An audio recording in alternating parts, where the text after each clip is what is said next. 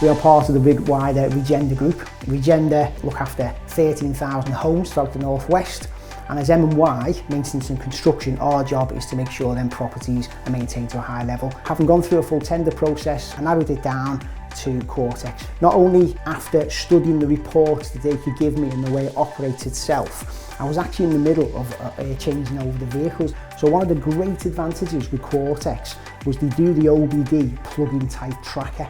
So what that meant was I didn't have to hardwire the trackers into the old fleet and then unwire them all and put them into the new fleet. Another advantage was the fact that I get monthly reports. I wanted them to come to me on the 1st of every month like that, and that gives me the bulk of the fleet data that I wanted. So driver league tables, overall mileage, CO2 that's been produced, drivers who've done the most mileage in the month. This was all set up in advance of going live, so that when we did go live, I didn't have to worry about that side of it with Quartix.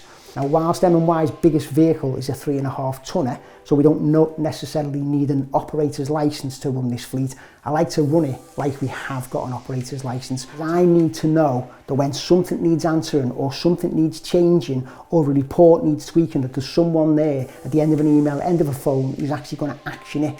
So the customer service that comes from Quartix, seriously, is fantastic.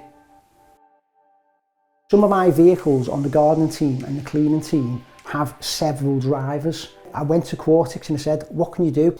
So they offer a fantastic product, which is like a little fob. When you get in the cab, you put the fob on the receiver, and that then identifies the individual driver. So I can share vehicles with 2 drivers.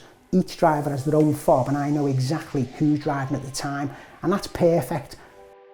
If we, for instance, had a customer complaint or a member of the public that came to us and said your driver was driving erratically, or he was driving too fast, or he was slamming his brakes on, as fleet manager, I can look into that and I can say without doubt on that day, at that time, this driver was doing A, B and C.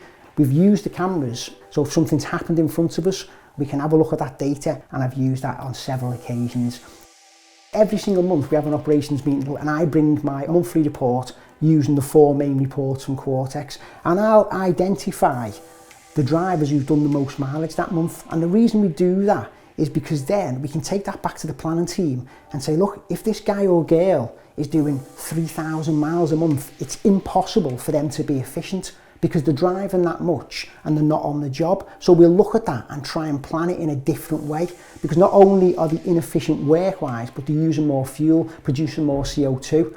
We look at geofencing for certain sites if we want to know when people leave the home every morning and get back at home. I look at top speeds in certain areas. Statistics prove that it's the lower speed things that happen around town that really cause damage to people. So we understand and study that.